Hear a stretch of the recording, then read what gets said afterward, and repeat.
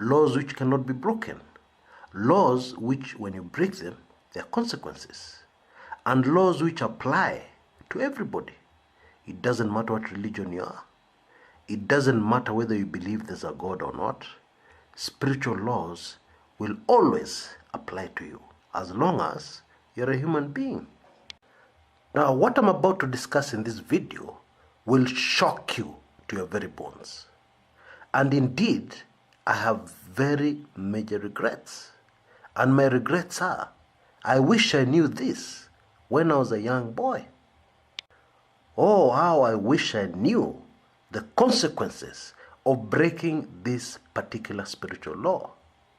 Now, breaking of this spiritual law, as you will clearly see, is the result of so many problems that we have in society today. It is the result of so many problems inside marriages. And by extension, it has other repercussions. Yeah, that's how murderers are created.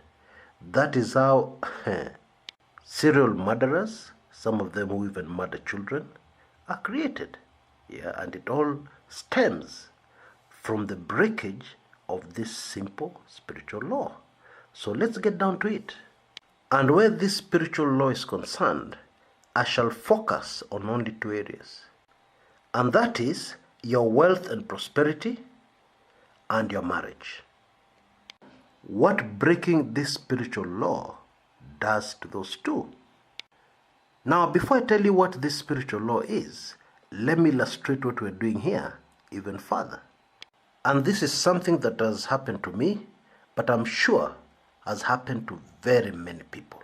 Many will be able to identify to it. Yeah, this particular example I'm giving. Some years back, God blessed me with a brand new car. And by blessed, I mean exactly that. Yeah, because these things are not cheap. But it soon developed a very serious overheating problem. And so I started visiting expert after expert. The coolant was changed. There was another recommendation of mixing coolant with water. That was done. The problem persisted.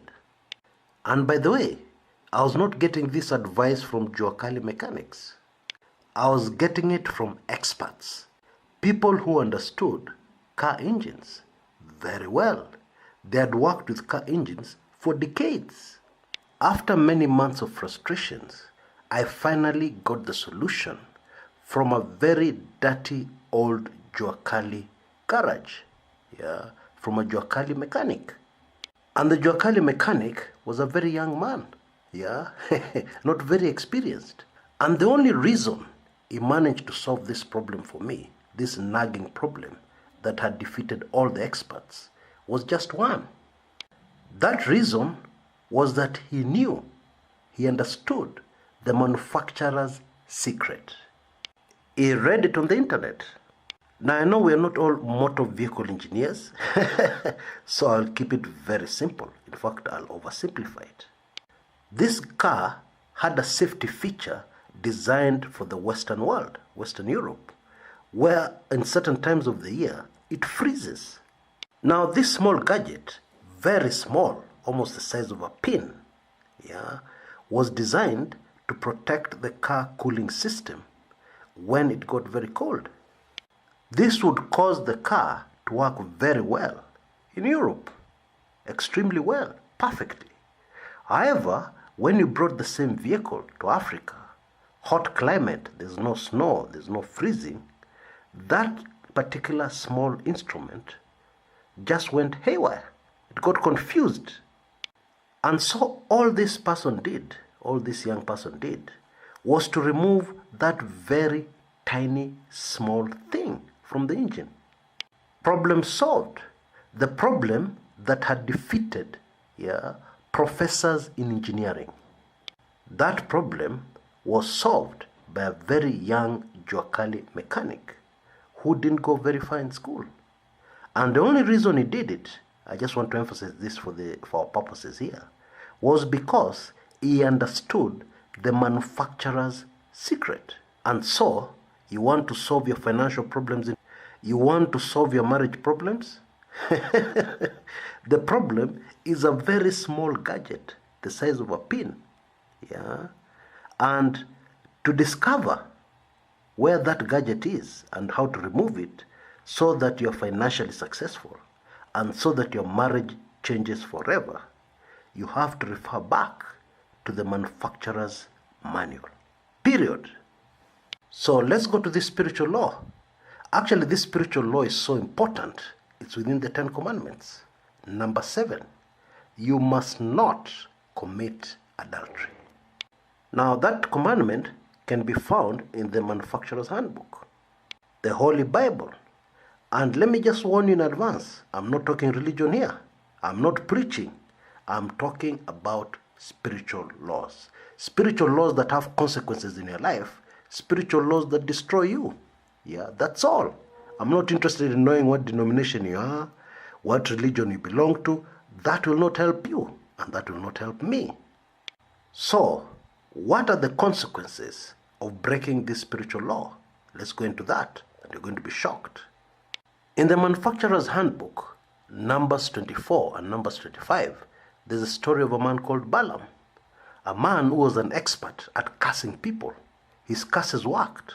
I mean, if he cursed you, you were done. And he was hired to curse the Israelites, and he couldn't. Yeah, everybody knows that story. But this next part of the story, very few people know. Actually, when Balaam was completely unable to curse the Jews, the Israelites, because what God has blessed, no man can curse. That is another spiritual law. So after Balaam was defeated, he gave advice that worked. What advice was this? He said, send women, to seduce the Jews. You mean a mighty army can be defeated just by mere women flashing their breasts, showing their thighs, making a man's temperature boil? You mean that is all it takes to destroy a mighty army, that the world at that time was scared of, because they defeated virtually everybody. Nobody could stand in their way. But guess what? It worked. So clearly, this is so obvious. Breaking this particular spiritual law destroys you. It destroys something. It destroyed the whole army. Who are you? So breaking this spiritual law destroys you. Now we shall discuss further exactly what that means. Now the Jews, of course, were experts in spiritual law. And let's look at one of their customs when it came to marriage. And in fact, this is the Bible, the manufacturer's handbook. But let's put it in the form of a story, so that you actually see very clearly what used to happen. During the marriage, there was something which used to happen, which modern women will find very cruel. But you see, modern women have no idea about spiritual laws, even as these spiritual laws continue to destroy them and destroy their marriages, because they've broken them.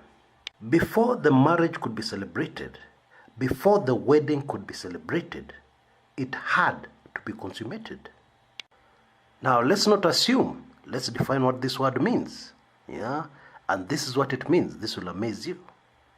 It is the act of sexual intercourse between two people. Now, this is the interesting part. Either following their marriage to each other or after a prolonged romantic attraction. We'll come back to that later. I'll tell you why I'm shocked. Okay? So, the marriage had to be consummated. And this was done with the priest standing outside the door. The priest, representative of God Almighty, standing outside the door. Somebody who cannot be bribed or corrupted to give false results. And apart from the priest standing outside the door, as this marriage was consummated, there are also the guests, and the whole crowd, not far off, quite close to where the priest was. And there was also something else present, a pile of stones. Now, the reason for the pile of stones was simple. If the sheet did not come out with the correct results, if the priest did not get the correct results, somebody would die. they would get stoned to death. So after this marriage was consummated, the couple, the man, brought out the sheet, and it was expected that the sheet would have what? Blood. Where would the blood come from? The blood would come from the hymen. The hymen is a membrane full of blood. No blood on the sheets, no marriage, no wedding, death. Now I want you to consider for a minute, what modern marriages are all about. And I want you to consider that and then rethink how cruel this, what I've described was. If you do this honestly, you will realize that actually this act of stoning and killing somebody is kinda less cruel than what we experience in some marriages today. A man gets so upset with his wife that he kills her in cold blood and kills the children. A woman in a marriage falls in love with another man and finds that her current husband is a nuisance, and therefore he puts poison inside his food and kills him so that he can be together with the love of his life. And that is the good part. A woman leaves her parents where she has had a very happy life and enters a marriage of suffering, and she suffers for the rest of her life until the day she dies. She suffers lack, she suffers daily beating, she suffers humiliation, she suffers everything you can think of in the book, until the day she dies out of sheer exhaustion and heartbreak. Which one is more cruel? Now, this custom of the Jews was based on spiritual laws. And in my view, it was not judgment, or rather it was more of correcting the situation and avoiding future drastic repercussions rather than judgment. And that is my view based on what I will reveal in the rest of this video. So, what the manufacturer intended here, was that a man would sleep with only one woman, have intercourse with only one woman. And that woman, they would have a lifelong contract. In fact, a blood covenant. And it is a blood covenant because when the hymen is ruptured, blood spills out and splatters both on the woman and the man. That one is a very deadly blood oath. It's a blood oath, it's a blood covenant. It's a serious thing. So let's look at the consequences of doing it differently. Let's look at the consequences of throwing away the manufacturer's handbook, ignoring that spiritual law. This modern living is telling us things of centuries and centuries ago. They no longer work. Let's look at the consequences of taking that view. Proverbs chapter 6 verse 32 says, "But a man who commits adultery lacks judgment. Whoever does so destroys," not the woman, not anybody else, destroys himself. Okay, how so? And I have to warn you, this is very scary. Job chapter 31 verses 11 and 12, King James Version. "For this is an heinous crime, yea, it is an iniquity to be punished by the judges.